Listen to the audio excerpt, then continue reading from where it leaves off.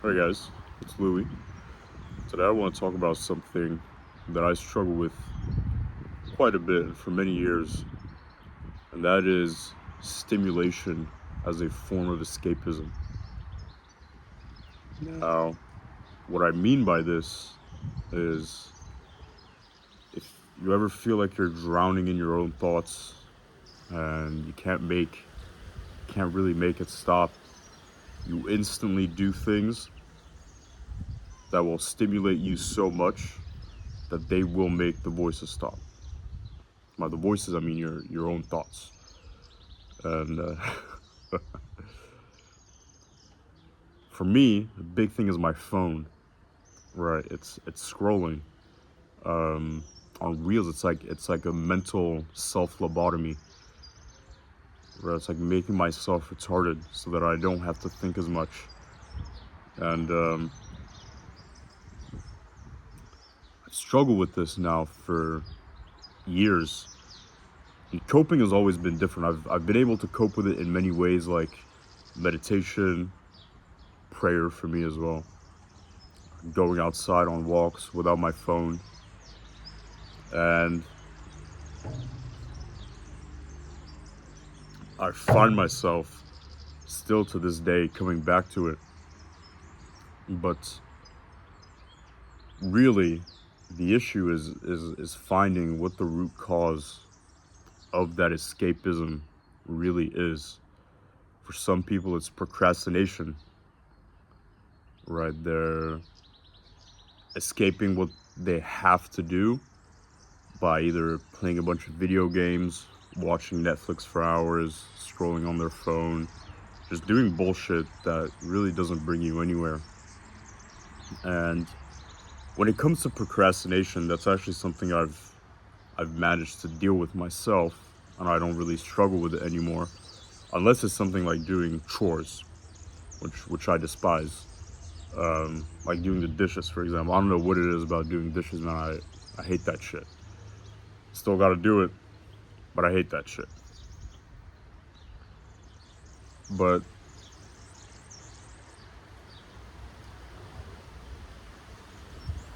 when you find yourself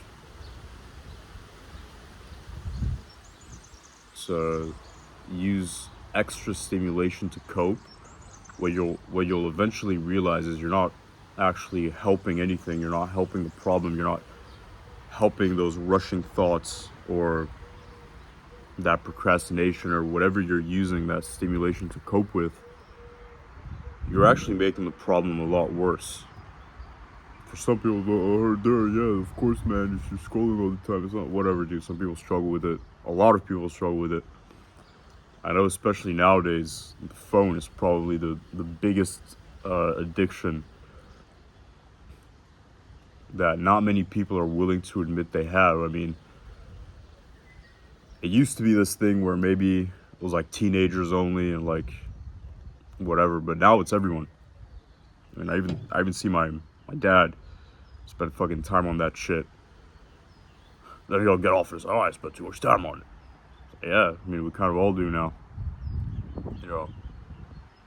But how do we stay away from this type of constant overstimulation and free ourselves from what is, in my opinion, one of the worst coping mechanisms you can develop? Because it only triggers your brain to be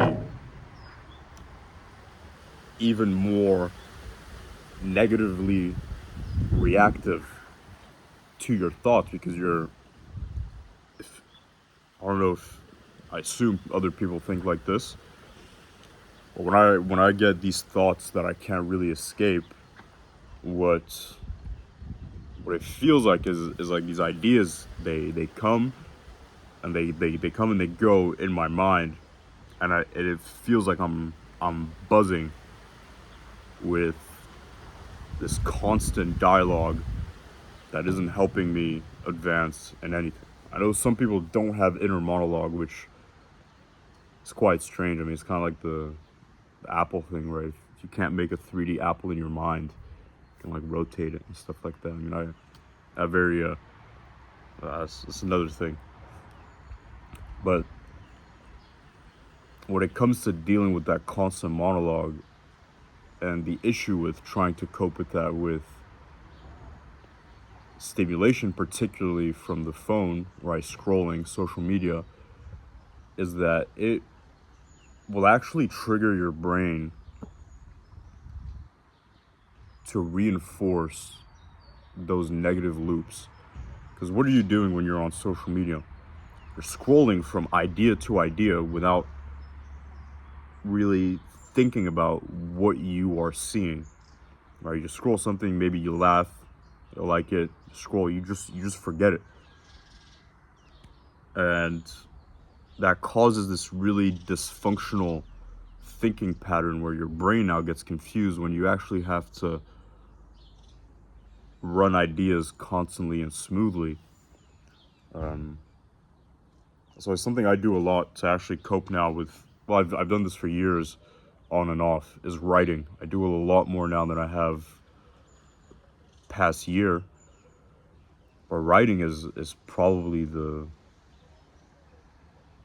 best thing to cope with that kind of cluttered thinking, because you put the writing down, put things down on paper, and all of a sudden it's like your brain just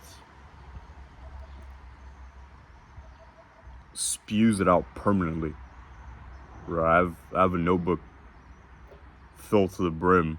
I had multiple notebooks before that I would just fill out. Just write about anything, man. You don't have to tell yourself, oh man, I don't know how to write. I haven't written since high school. I was forced to do an assignment. Dude, no one cares. No one's reading it. It's just for you. But where was I really getting with this in terms of not using overstimulation to cope? Yeah, you have to use things that genuinely calm you.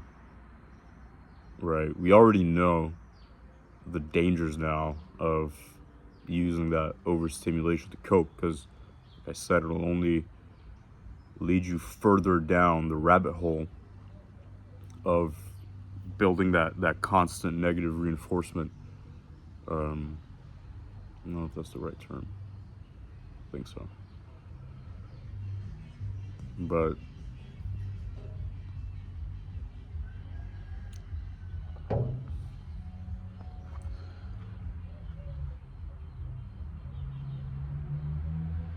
building back also, I think, is very important. Kind of recovering from the damage that overstimulation does to all of us is very important. That's why I say things like you should write a lot, you should meditate. And meditation is very simple. It's something I used to struggle with quite a bit, but if you're religious, you might just see it as prayer. But meditation is not necessarily about it's not about thinking of nothing, because you can't think of nothing. If you try to think of nothing, you're only gonna think about everything. Right? It's a bit confusing, but that's how it works. You try to clear your mind of nothing, then something just keeps entering your mind. And what you have to do is focus on one thing.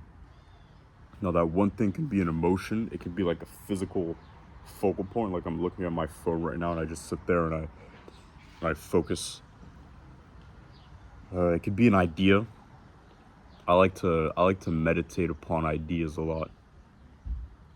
That could be just about anything, man. Whether it's something about a book you read, an article, something political. Though I wouldn't recommend doing things that are gonna make you angry, really.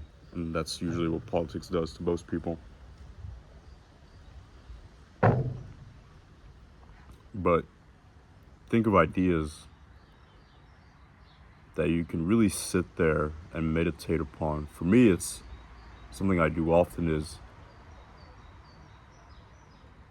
just thinking about what I want out of my day. What do I want out of this? I'm someone who's, like I said, in their head a lot. And like this I'm stuck between being this chronic overthinker and taking action like too many different directions. So try to like hone that down and and I actually focus, tell myself, well, what do I want out of today? Now, what do I want out of the next 5 years? Not what did I want out of the past 5 years, because that's utterly retarded to start thinking about the past in that fashion. But actually really focus on what you want out of now, one day at a time. Because you might not be here tomorrow. You never know. No, I do wish that you will be here tomorrow.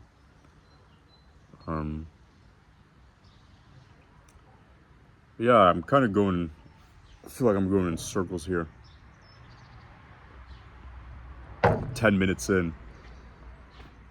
Pretty hard, this YouTube shit, man. And this is actually kind of where I see where the effects of the constant stimulation kind of take place, is sitting here with my thoughts and like speaking them out loud. It's not like a journal where you're like physically doing something. You may have music here. There's no music. There's just birds chirping, wind blowing. Nice weather though. Bit cloudy, but I like it like that. And I see the damage because now I don't know if this is me trying to choose my words wisely or me kind of losing track of my thoughts, in a sense, where I take these long pauses and fucking retard vape.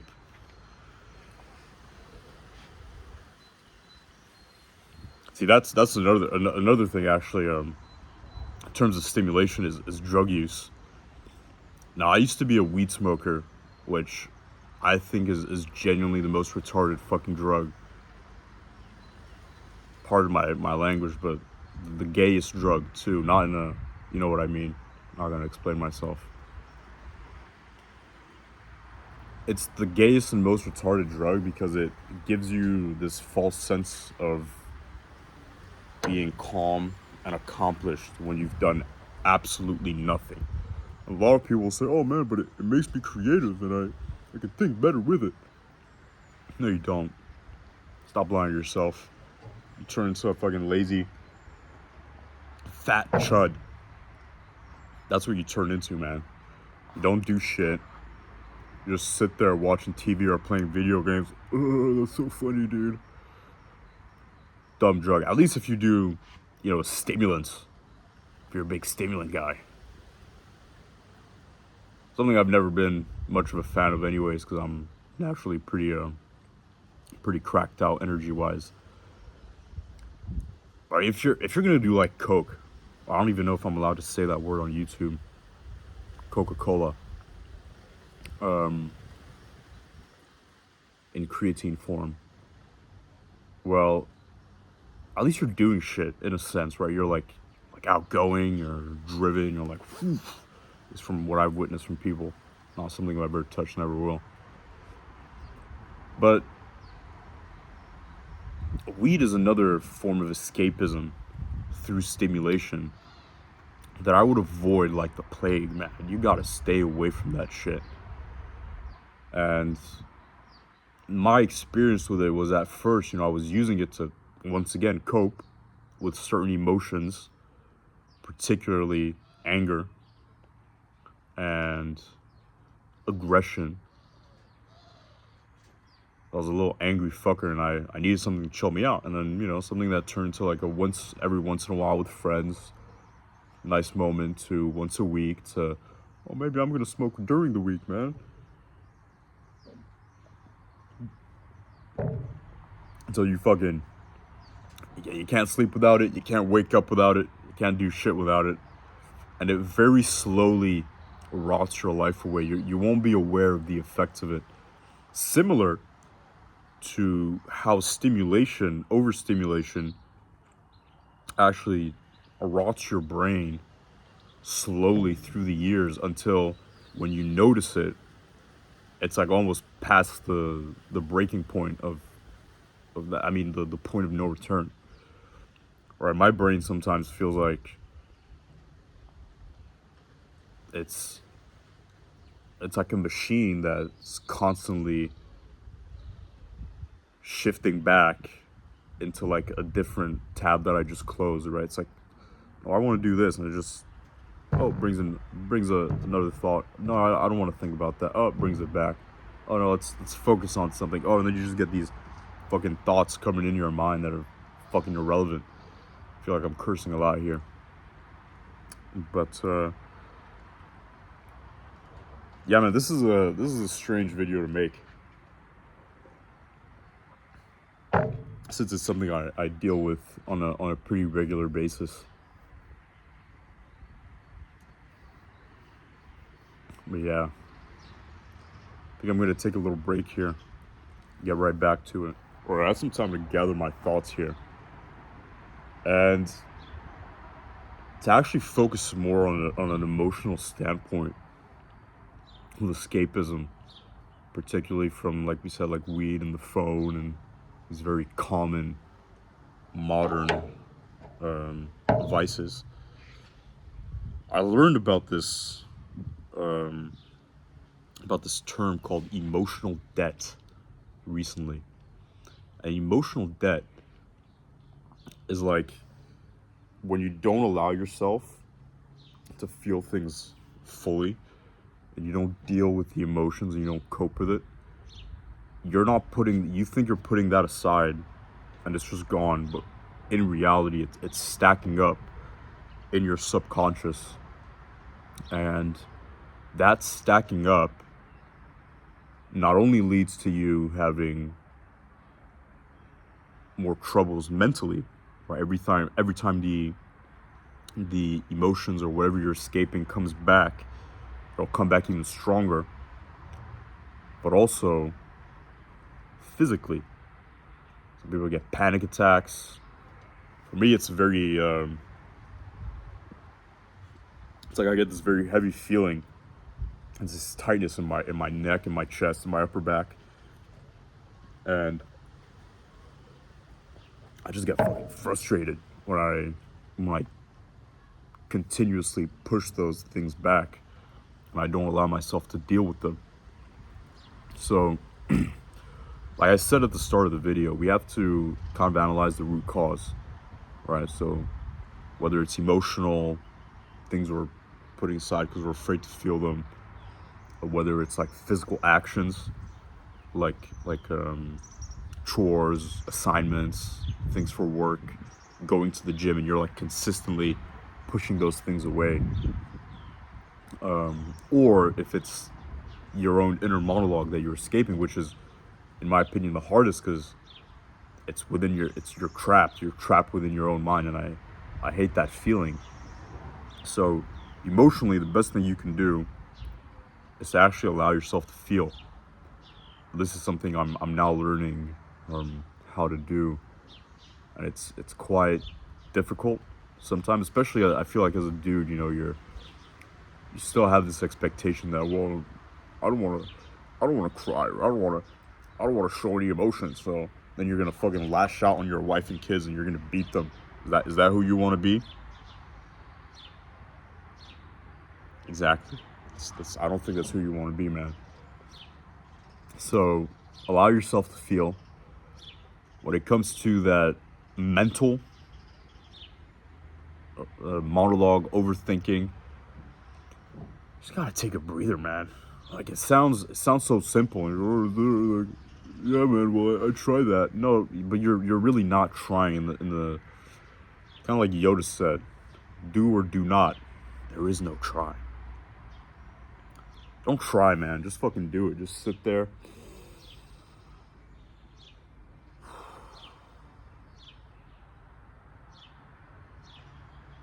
Get some sunlight. Absorb the universe around you. Find some peace. And if it's things you're actively pushing away, like I said, like physical things to do, you gotta lock the fuck in, man. Get yourself, I don't know if, obviously you're gonna hear this a lot, but you do just need to get that shit done, man.